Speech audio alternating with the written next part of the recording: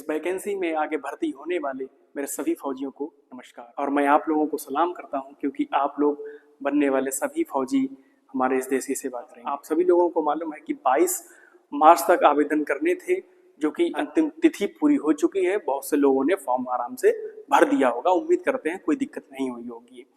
अब आप लोगों के एग्जाम के लिए ज़्यादा समय बाकी नहीं रहा है क्योंकि 22 अप्रैल को ही डेट लगी हुई है।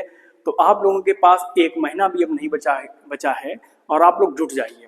हालांकि सिलेबस इतना टफ नहीं है, बहुत हल्का सिलेबस है, बहुत कम सिलेबस है।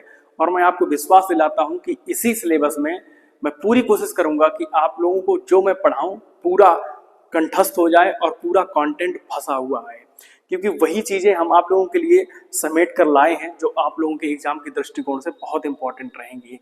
और हमने इस इंपॉर्टेंट कंटेंट में एक चैप्टर मैथ्स में होता है समुच्चय सिद्धांत, जिसे हम आज डिस्कशन करेंगे, जिसे हम अब सभी लोग पढ़ेंगे। और इसमें कोई भी समस्या अगर भाई बंधु होती है तो कमेंट में बताएं। और हमारा केवल यही टारगेट है कि सभी लोगों को भर्ती होना है, जितने लोगों ने आवेदन किया है और जितने लोग फौज बनना चाहते हैं। दूसरी बात हम आपको ये भी बता दें, बहुत से लोग ये समझते हैं कि 4 साल की वैकेंसी है तो हम फॉर्म नहीं भरेंगे। ऐसा नहीं है। 4 साल के लिए आप लोगों को देश सेवा करने के लिए मिलता है, तो ये आप लोगों को बड़े फक्र की बात है, बड़े गर्व की बात है। 4 साल ही सेवा करने का मौका अगर आपको मिलता है तो कम से कम आपके आगे नाम के आगे लिखेगा फौजी। तो ये एक बड़ी गर्व की बात होती है। तो चलिए ज्यादा टाइम ना खराब करते हुए हम लोग आज डिस्कशन करेंगे एक समुच्चय सिद्धांत जो चैप्टर होता है। ये आपके सिलेबस में एक चैप्टर है, तो उसको हमने बहुत ही छोटा करने का प्रयास किया है और उतना ही पढ़ाएंगे जितना पेपर में आपके आएगा। तो सभी और जो भी हम ये नोट्स आपको ये मिल रहा है, अगर आप उसकी पीडीएफ चाहते हैं तो हम इसको लिंक डिस्क्रिप्शन में दे देंगे। आप लोग वहां से लिंक को कॉपी कर लीजिएगा और आराम से पढ़िएगा। चलिए तो शुरू करते हैं। समुच्चय होता क्या है? बेसिकली समुच्चय को इंग्लिश में सेट बोलते हैं, सेट। अब समुच्चय क्या होता है पहले हम लोग इसको इस भाषा में देख लेते हैं, फिर अपनी भाषा में भी आपको समझाते चलेंगे। तो देखिए भाई, समुच्चय क्या होता है? वस्तुओं का एक सुपरिभाषित संग्रह समुच्चय कहलाता है। इसका मतलब क्या हुआ? आप सारी बातों को समझते जाए, कोई दिक्कत हो आप लोग तुरंत कमेंट करेंगे। वस्तुओं का एक सुपरिभाषित संग्रह समुच्चय कहलाता है। इसका मतलब ये हुआ है कि किसी भी वस्तु का अगर जो सुपरिभाषित मतलब जिसकी परिभाषा है, सुपरिभाषित बहुत अच्छी परिभाषा है, उसका जो संग्रह होगा, जो कलेक्शन होगा, वही समुच्चय कहलाता है। आप लोग नहीं समझे होंगे, हम इसे अपनी भाषा में समझाते हैं। जैसे हमने ये कह दिया कि जनवरी फरवरी, आपने सभी ने सुना होगा। हम अगर ये कह दें कि महीनों का आप एक सेट बनाइए, महीनों का समुच्चय बनाइए, तो आप क्या करेंगे? आप जनवरी फरवरी मार्च अप्रैल ये सभी कलेक्शन करके लिख देंगे। तो ये जो सेट बनेगा यही आपका क्या कहलाता है? समुच्चय कहलाता है। अब हमने कह दिया अंग्रेजी वर्णमाला के समुच्चय लिखिए, अंग्रेजी वर्णमाला। तो अंग्रेजी वर्णमाला सभी ने पढ़ी, A B C D E F G, ये सभी लिख देंगे। और ये जो सेट बनेगा, ये सब जो सेट बनकर तैयार होगा, इस सेट को ही बेसिकली क्या कहते हैं? समुच्चय कहते हैं। उम्मीद करते हैं सभी लोगों को समझ में आ गया होगा। समुच्चय का मतलब होता है कोई एक ऐसा कलेक्शन जिसे हम सुपरिभाषित करें, जिसे मतलब हम सुपरिभाषित जो हो। कहने का मतलब एक और एग्जांपल समझिएगा, हम कहते हैं संडे मंडे लिखिए, संडे मंडे। तो सभी ने संडे मंडे यानी दिनों के नाम संडे कामा मंडे कामा ट्यूसडे ऐसे करके सभी लिख देंगे। तो ये संग्रह ही क्या कहलाएगा? यही संग्रह आपका समुच्चय कहलाता है। और समुच्चय में ध्यान रखना, हम लोग इसको जो ब्रैकेट होता है मझला वाला, जिसे हम लोग करली ब्रैकेट बोलते हैं, उसमें हम लोग इसको लिखा करेंगे। जैसे हम ये कहते हैं कि समुच्चय को आप लिखिए संडे मंडे को, तो कैसे लिखेंगे? SUN Sunday. चलिए हम शॉर्टकट में लिख देते हैं S फॉर संडे। मंडे में हम लिख दिया Tuesday, Wednesday, Thursday, Friday, Saturday. तो बेटा ये जो 7 हो गए, 1 2 3 4 5 6 7, ये जो 7 दिनों का समुच्चय हुआ है, ये 7 दिनों का जो संग्रह है, इसी को हम लोग क्या कहते हैं? समुच्चय कहते हैं। और बेसिकली हम इसे रिप्रेजेंट और कर देते हैं, किससे कर देते हैं? किसी कैपिटल लेटर से। मान लो हमने ए से रिप्रेजेंट कर दिया, तो जो सेट ए है इसको बोलेंगे समुच्चय ए। जो सेट ए है यही आपका हो गया दिनों का समुच्चय। यही क्या हो गया? दिनों का समुच्चय। अगर हम आपसे कह दें आप क्रिकेट के जो खिलाड़ी हैं उनका समुच्चय बनाइए, तो आप सभी लोग मालूम है क्रिकेट के खिलाड़ी, अगर हम कहते हैं इंडिया के क्रिकेट खिलाड़ी, तो आप सभी लोग लिख देंगे विराट कोहली लिख देंगे, रोहित शर्मा लिख देंगे। जो आपने पढ़े हैं, जो आपने देखे हैं, वही आप लोग जानेंगे, तो उनको आप लिख देंगे। तो ये बेसिकली क्या है? समुच्चय है। उम्मीद करते हैं। अगर हम ये कहते हैं मोबाइल का समुच्चय, तो मोबाइल किस कंपनी को बोलते हैं? कोई सैमसंग का होता है, वन प्लस का होता है, एप्पल का होता है। ये सभी जो मोबाइल है, ये कंपनी को अगर हम लिख देंगे इकट्ठा करके, तो ये क्या हो जाएगा? ये बेटा समुच्चय हो जाएगा। जैसे हम कहते हैं कि प्राकृतिक संख्याओं का समुच्चय, तो प्राकृतिक संख्या सभी ने पढ़ी है, 1 2 3 4 5 6, ये प्राकृतिक संख्या होती हैं। तो ये सब आप लोग सीख चुके होंगे और हम इन पर वीडियो भी आप लोगों के लिए बनाते रहेंगे। ये मैंने चैप्टर क्यों उठाया है समुच्चय? क्योंकि ये समुच्चय चैप्टर सब नहीं पढ़ाते हैं। सब लोग पहला चैप्टर पढ़ा देते हैं, यानी कि बोला जाए सरलीकरण, है ना, और लासा मासा, एलसीएम एचसीएफ जिसे बोलते हैं, और प्रतिशत हो गया, परसेंटेज जिसे इंग्लिश में बोलते हैं, यही सभी लोग पढ़ाते हैं। लेकिन हमने आपके लिए एक चैप्टर अलग लिया है जो कम लोग पढ़ाते हैं, और एक बढ़िया भाषा में हम आपको पढ़ाने का प्रयास करेंगे। तो वस्तुओं का एक सुपरिभाषित संग्रह समुच्चय कहलाता है। ये इसकी परिभाषा हो गई। वस्तुएं समुच्चय में समुच्चय के अवयव कहलाते हैं। ये बेटा जो समुच्चय के अंदर ये जो लिखे हैं, इनको अवयव बोलते हैं। क्या बोलते हैं? अवयव। याद रखेंगे इस बात को, इनको हम अवयव बोलते हैं। इसे इंग्लिश में एलिमेंट्स भी कहते हैं। समुच्चय सिद्धांत का विकास जर्मन गणितज्ञ इनके द्वारा विकसित किया गया था, जॉर्ज कैंटर। हालांकि मैंने ये लिख दिया है, इस पर आपको ज्यादा ध्यान नहीं देना है, बस इसमें आपको जानकारी देखेंगे। अब एग्जाम्पल के तौर पे देखो, उन्होंने लिखा 1 3 5 7 9 11। ये जो एग्जाम्पल लिखा है, ये आप लोग देख पा रहे होंगे, विषम संख्या लिखी है। विषम माने जो 2 से ना कटे, 1 3 5 7 9 11। तो ये बेटा क्या हो जाए? तो ये भाई मित्रों, कभी कभी बेटा निकल जाए तो आप लोग कृपया माफ करिएगा, क्योंकि टीचर की थोड़ी लैंग्वेज ही होती है, बेटा निकल जाता है सबसे, तो आप लोग इस चीज को प्लीज इग्नोर करिएगा। तो 1 3 5 7 9 11, इसे हम लोग क्या बोलेंगे? एक समुच्चय बोलेंगे। अच्छा, एक बात और याद रखें, समुच्चय को प्रदर्शित करने के लिए 2 प्रकार होते हैं, याद रखेंगे। समुच्चय को निरूपित करने के लिए कितने प्रकार? 2 प्रकार। कौन सा? एक होता है रोस्टर, इसे इंग्लिश में भी यही लिखते हैं और हिंदी में बेटा यही लिखते हैं, रोस्टर। देखो फिर से बेटा निकल गया, आप बुरा मत मानना भाई, बुरा मत मानना, आप सभी मेरे दोस्तों, सभी मेरे मित्रों, सभी मेरे भाई हो। रोस्टर, या इसे हम बोलते हैं टेबुलर फॉर्म, इसे टेबुलर फॉर्म भी बोलते हैं, या इसे हम सारणी रूप भी बोलते हैं, सारणी रूप। तो आप लोग इसे कई नाम से जानेंगे। तो एक प्रकार ये हो गया सारणी रूप, और दूसरा प्रकार क्या होता है? दूसरा प्रकार अभी हम आपको बताएंगे, थोड़ी आगे नीचे यहाँ पे देखो दिया गया है, समुच्चय निर्माण रूप, उसकी भी चर्चा भी हम करेंगे। तो सबसे पहले आप सीखेंगे सारणी रूप होता है। पहला नंबर क्या होता है? सारणी रूप। अब सारणी रूप क्या होता है? जैसे ये एग्जाम्पल लिखा है, ये किसका है? इसे ही हम सारणी रूप ही बोलते हैं। इसे हम क्या बोलते हैं? सारणी रूप, या रोस्टर फॉर्म जिसे बोलते हैं, रोस्टर रूप, याद रखना। तथा x belongs to natural number, ये मित्रों जो बिलोंग का चिन्ह होता है, ये जो चिन्ह होता है, इसे ई से ऐसे बनाते हैं, ई ऐसा। इसको मतलब होता है बिलोंग टू। बिलोंग का मतलब होता है, वो लोग कहते हैं कि तुम कहां से बिलोंग करते हो? हम भैया कन्नौज से बिलोंग करते हैं, हम उत्तर प्रदेश से बिलोंग करते हैं, हम हरियाणा से बिलोंग करते हैं, हम मथुरा से बिलोंग करते हैं। जो जहां से बिलोंग करता है वहां के लिए बताते हैं कि वहां से आते हैं, बिलोंग करते हैं। तो यक्ष जो है वो कहां से आ रहा है? एन से आ रहा है। एन का मतलब होता है नेचुरल नंबर। नेचुरल नंबर का मतलब प्राकृतिक संख्या, प्राकृतिक संख्या है। और ये जो डंडा ऐसा बना, ये इसका मतलब होता है सच दैट, इसका मतलब होता है सच दैट, और सच दैट का हिंदी में अर्थ होता है इस प्रकार, याद रखेंगे। ये देखिए थोड़ी बात आप समझ लें, हम आपको उतना ही पढ़ाएंगे जितना आपके लिए पेपर के लिए उपयोगी है। बस थोड़ी बात आप सब्र करें, आपको आप यकीन करें हमारी बात का, हम आपको एक एक चीज, आपका सवाल भी लेकर चलेंगे। अब ये 2-3 लेक्चर इसके कम से कम बन जाएंगे, क्योंकि सिलेबस में ये चीज आपको समझने के लिए थोड़ी कठिनता आएगी शुरुआत में, लेकिन यकीन करें सवाल बहुत ईजी बनेंगे। केवल थोड़ा समझें, थ्योरी समझ लें बस।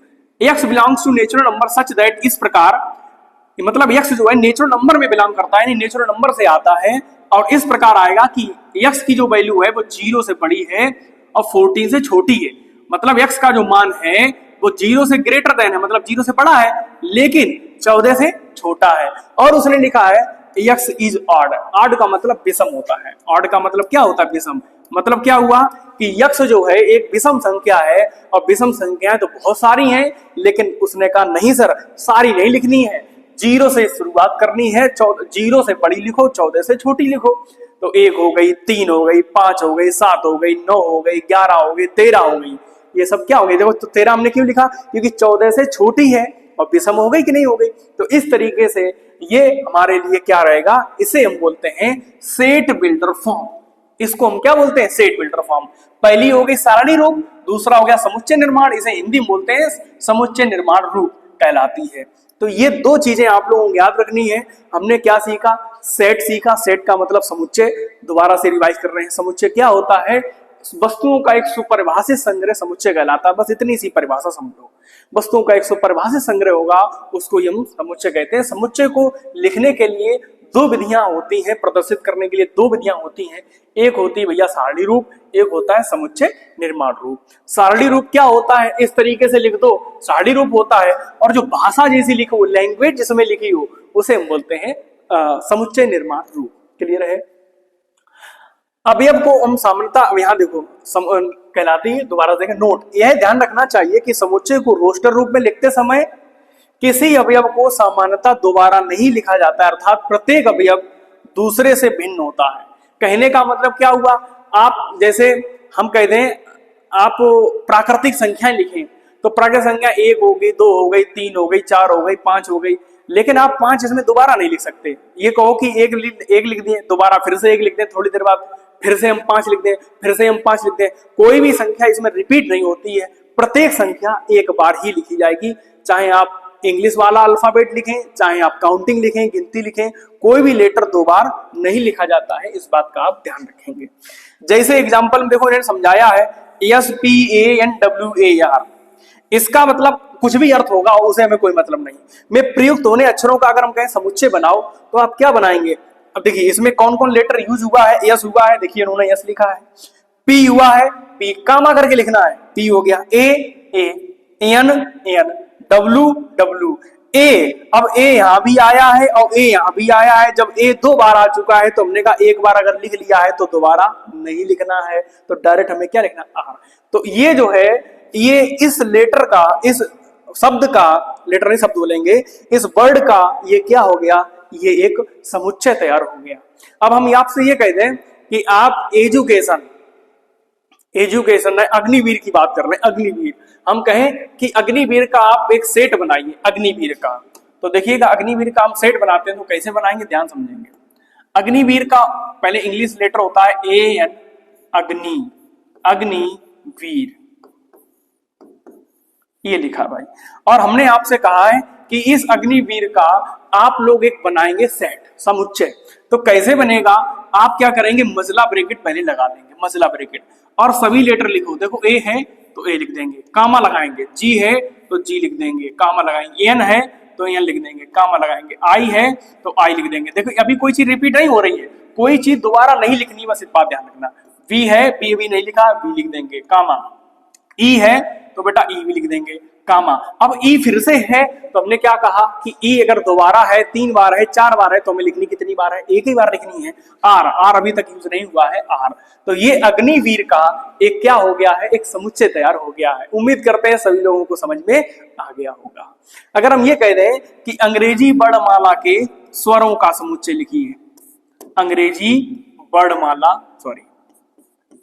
अंग्रेजी वर्णमाला के स्वर, स्वर सभी बच्चे जानते होंगे, स्वर, स्वरों का समुच्चय। स्वर का मतलब होता है वोवेल्स, जो आपने कक्षा 6, 7, 8 में शुरू से ही पढ़ रखे होंगे।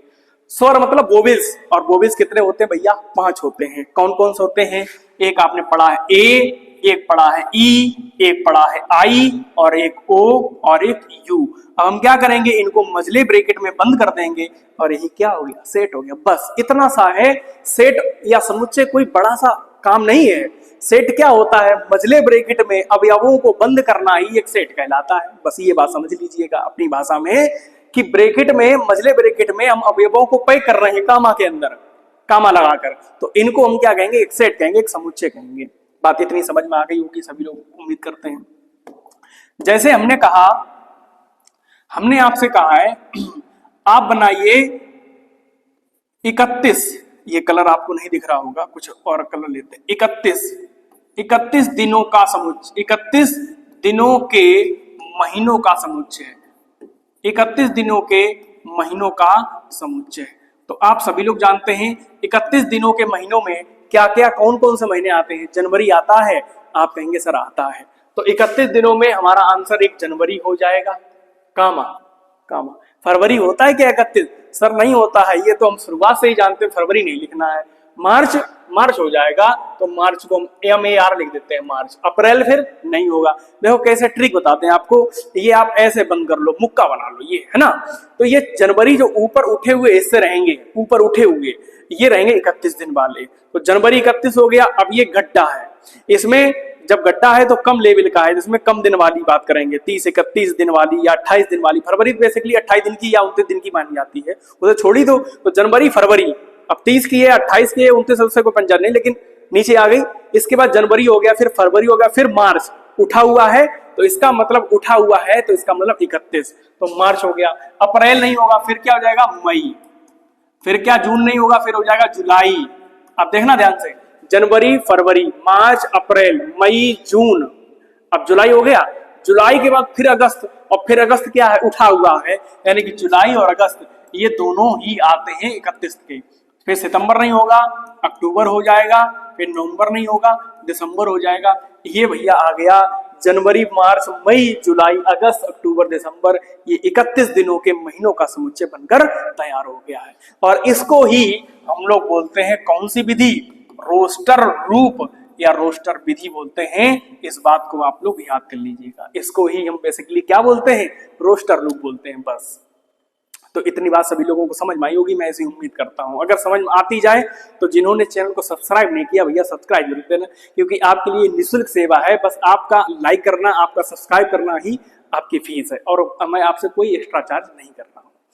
अब इसके बाद अगर हमने कहा कि भाई अब मुझे सर एक चीज नहीं समझ में आई, कौन सी बात, समुच्चय निर्माण बात, समुच्चय निर्माण। तो हम एक बात एक क्वेश्चन ले लेते हैं, फिर इसके बाद आगे बढ़ेंगे। समुच्चय निर्माण रूप क्या होता है, निर्माण, निर्माण लिखना भूल गए, समुच्चय निर्माण।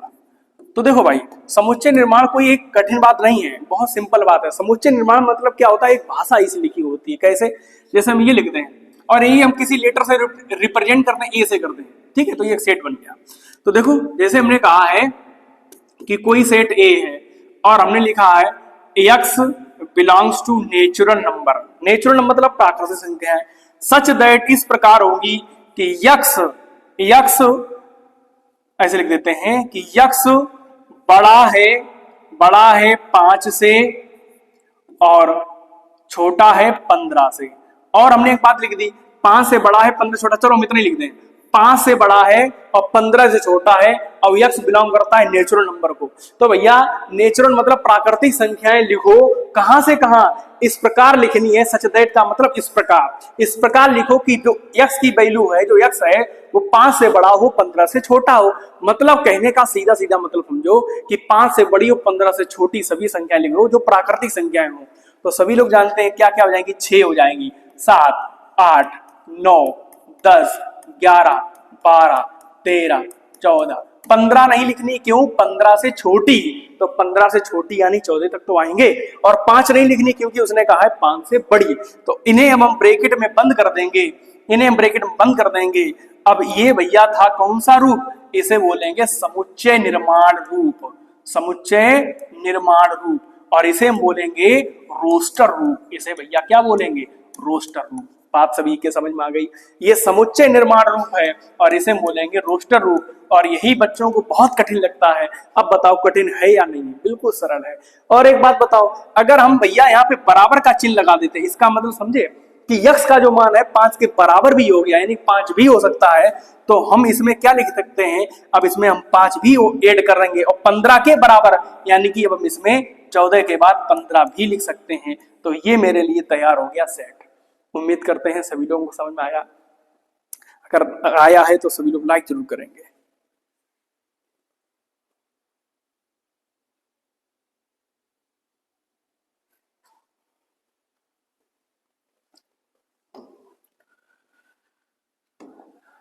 तो चलिए फिर हम आगे बढ़ते हैं, आगे लेके चलते हैं, आगे क्या सेट में कह रहा है उसकी चर्चा हम लोग करेंगे।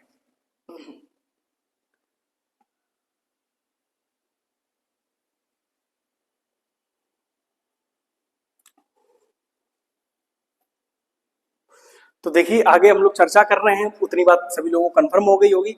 ये देखो लिखा है समुच्चय निर्माण रूप, यहाँ लिखा है x belongs to natural number such that x जो है 0 से बड़ा है 14 से छोटा है, x एक विषम संख्या है। तो वही चीज होगी जो हमने आपको भी बताई थी। अब हम बात करेंगे समुच्चय के प्रकार। किसकी बात करेंगे भाई? समुच्चय के प्रकार की बात करेंगे। समुच्चय के प्रकार कितने होते हैं, क्योंकि समुच्चय के भी भाई प्रकार होंगे। भाई कोई चीज होती है उसके भी तो प्रकार होंगे। जैसे आपको पढ़ाया गया कि आज पढ़ाया गया, अब हम बात करेंगे कि समुच्चय के प्रकार कितने होते हैं, क्योंकि अभी तक हमने जो चीज पढ़ाई है वो सब पढ़ा दिया आपको। अब आप लोग इसमें सीखेंगे कि समुच्चय के प्रकार क्या क्या होते हैं, समुच्चय कितने प्रकार के होते हैं वो देखेंगे। तो टाइप्स ऑफ सेट, समुच्चय के प्रकार देखिए, पहला एक होता है जिसे हम बोलते हैं रिक्त समुच्चय। इंग्लिश में इसे और सीख लो, इंग्लिश में बोलते हैं एम्प्टी सेट। एम्प्टी का मतलब ही हो गया खाली, रिक्त। तो क्या मतलब हुआ? ऐसा समुच्चय जिसमें एक भी अवयव नहीं होता है, रिक्त समुच्चय या शून्य समुच्चय कहलाता है। इसे हम लोग इससे रिप्रेजेंट करते हैं, इससे, ये चीज ऐसा। और इसे यहाँ पे फाई और होगा बेटा, फाई।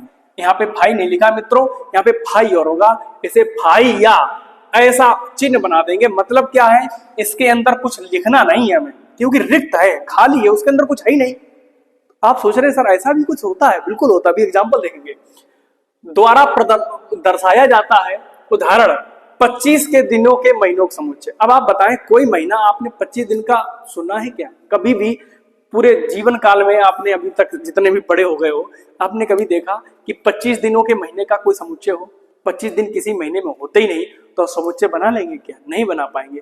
तो हम क्या करेंगे, इसे हम लोग केवल और केवल मझले ब्रैकेट में लिखेंगे, और कुछ लिख ही नहीं पाएंगे तो इसे ही छोड़ देंगे। या आप इसे क्या करेंगे, फाई। और जब फाई लिखना तब कभी भी ब्रैकेट मत लगाना, क्योंकि ब्रैकेट अगर लगा दिया तो इसका मतलब हुआ कि ब्रैकेट के अंदर एक समुच्चय है और वो क्या है, फाई है। तो एक काम करना, या तो फाई लिखना और या फिर आप दोनों तरफ ब्रैकेट लगाना, बस ये काम करना है। तो इसे हम बोला करेंगे रिक्त समुच्चय। बात क्लियर है? ऐसा समुच्चय जिसमें कोई भी अवयव ना हो उसे बोलेंगे रिक्त समुच्चय। आगे आइए,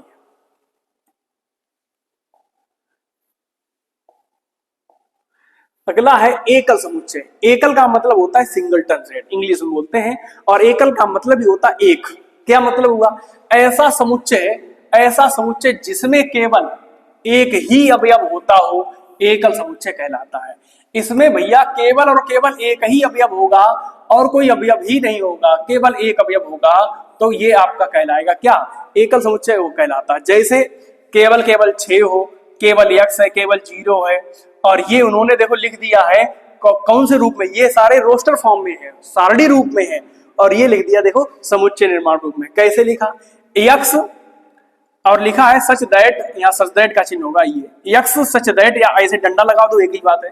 x सच दैट x एक सम अभाज्य संख्या है। बिल्कुल सही बात है। आपने ऐसी कोई, आपको एक बात सुनने को मिली होगी अभी तक, अगर कोई पूछता है अभाज्य संख्या क्या होती है, तो आप कहते हैं कि वह संख्याएं जो केवल एक से कटे और स्वयं से कटे वो कहलाती हैं अभाज्य संख्याएं, है ना। तो ये अभाज्य संख्या एक ऐसी दो है जो केवल और केवल एक से कटती है और केवल 2 से कटती है, तो इसको हम अभाज्य संख्या बोलते हैं। और ये एक ऐसी संख्या है, केवल यही संख्या है जो सम भी है, ये सम भी है, और याद कर लें ये अभाज्य भी है। ये क्वेश्चन अग्निवीर में पूछे जाना वाला सवाल है कि ऐसी संख्या इनमें से क्या है जो सम है और अभाज्य, तो विकल्प होगा 3, 5, 7 और 2। तो आप लोग टिक क्या करेंगे, 2 करेंगे। आ रही बात समझ में? एक बेटा ना सम में आती, ना एक ना भाज्य में आती, ना भाज्य में आती। याद करें मित्रों, जो पहली संख्या है तो 2 होती है, सबसे छोटी संख्या होती है अभाज्य। वो हम छोटी नहीं कहेंगे, हम ये कहेंगे ऐसी संख्या जो सबसे शुरुआत कहां से होती है, 2 से शुरुआत होती है, और सम भी है और कैसी है, अभाज्य भी है। याद रखेंगे इस बात को। तो इस बात को आप लोग बहुत ही अच्छी तरीके से याद रखना। एक समअभाज्य संख्या है तो इसमें आंसर क्या आएगा, इसमें 2 ही तो लिखा जाएगा। आंसर क्या आएगा इसका, 2। इसे हमने रोस्टर फॉर्म में लिख दिया। तो जिस ऐसा समुच्चय जिसमें केवल एक अवयव हो उसे हम लोग क्या बोलेंगे, उसे हम लोग एकल समुच्चय बोलेंगे।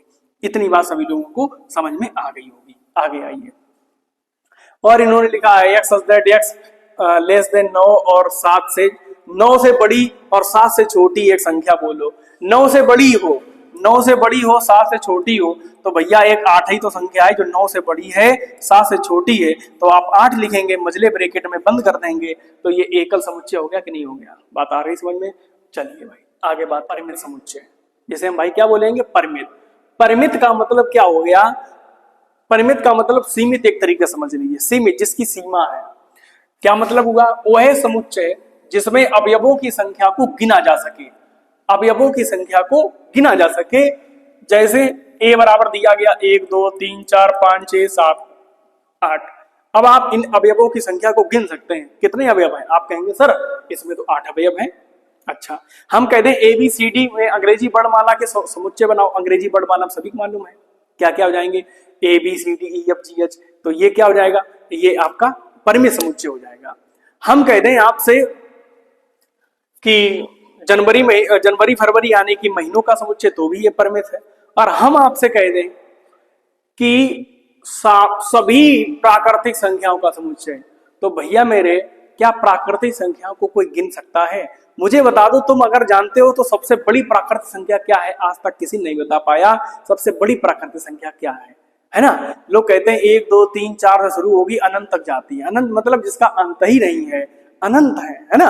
तो आप लोग समझिएगा परिमित क्या होता है? जिनको गिना जा सके। जैसे ABCD में कितने अवयव हैं आप मालूम है? इसमें 10 अवयव हैं, सभी बता देंगे। विश्व के सभी पुस्तकालय, अब विश्व में जितने पुस्तकालय हैं उनको भी हम जानते हैं कि इतने पुस्तकालय हैं। तहसीलें कितनी हैं ये सभी गिनी जा सकती हैं कि हाँ अपने भारत में कितनी तहसीलें हैं, भारत में कितने गांव हैं, भारत में कितने विश्वविद्यालय हैं, ये सबको गिना जा सकता है। तो ये परिमित हो जाएंगे, और जिनको नहीं गिना जा सकता है वो अपरिमित हो जाएंगे। तो देखिए अगला अब लोग बात कर रहे हैं अपरिमित सेट की, इनफाइनाइट सेट।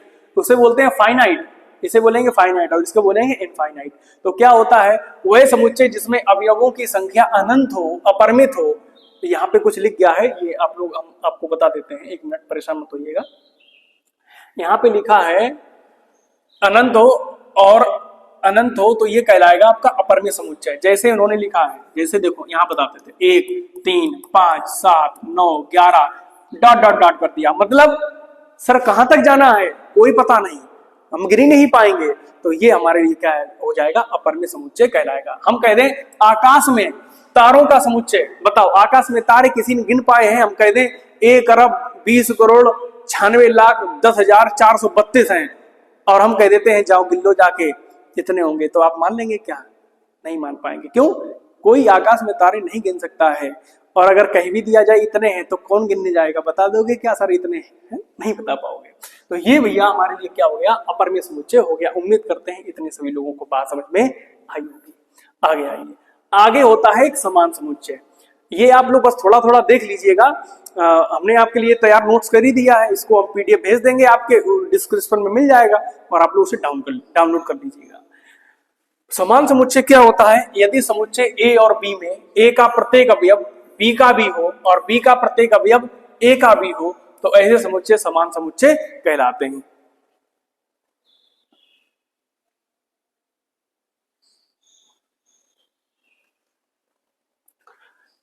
अर्थात A बराबर B हो। A बराबर B का मतलब हो गया कि A के समुच्चय जितने A में अवयव हैं वैसे ही B में अवयव हैं। जैसे A बराबर क्या दिया गया? 1 2 3 4। B बराबर क्या दिया गया? 3 1 4 2। तो बेटा ध्यान से देखो, 1 यहाँ भी है, 1 यहाँ भी है, आगे पीछे लिखा उससे कोई फर्क नहीं पड़ता। 2 यहाँ भी है, 2 यहाँ भी है, 3 यहाँ भी है, 3 यहाँ भी है, 4 यहाँ भी है, 4 यहाँ भी है। तो ये समुच्चय क्या कहलाएंगे? समान समुच्चय। तो बात सभी को समझ में आ गई होगी मित्रों। ऐसे समुच्चय जिनमें A और B में प्रत्येक अवयव B का भी हो और B का प्रत्येक अवयव A का भी है। देखो A का अवयव B का भी है, B का अवयव A का भी है, तो ये समुच्चय हमारे लिए क्या हो जाएंगे? समान समुच्चय कहलाते हैं। बहुत अच्छी बात है। अब आगे देखिएगा उप समुच्चय। बहुत बढ़िया। उप समुच्चय ये आप लोग सीखेंगे, बहुत सरल भाषा में लिखा है।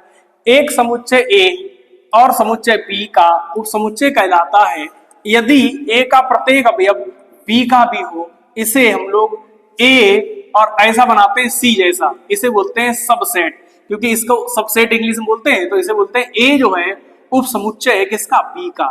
A इज सबसेट है किसका? B का। A is the subset of B। A B का उप समुच्चय है। अब देखो हम इसे अपनी भाषा में बताते हैं। जैसे A में अवयव हमने लिख दिए 1 है, 2 है, 3 है, और हमने B में लिख दिए कोई मेरे पास सेट B है, ये कोई सेट A है, ये कोई सेट B है, और सेट B में हमने लिख दिए 1 2 3 4 5 और ये ब्रैकेट बंद कर दिया। अब आप परिभाषा को देखें, एक सेट A है, एक सेट B है। ये अब समुच्चय कब कहलाएगा? जब A का प्रत्येक अवयव B का भी हो, A का प्रत्येक अवयव B का भी हो। अब A में देखो क्या है? 1 है, 1 यहाँ भी है, 2 यहाँ है, 2 यहाँ भी है, 3 यहाँ है, 3 यहाँ भी है। तो ये जो ए है इसका उप समुच्चय हो गया। अब आप मेरी भाषा समझो, एक होता है प्रधानमंत्री, एक होता है उप प्रधानमंत्री, एक होता है राष्ट्रपति, एक होता है उपराष्ट्रपति।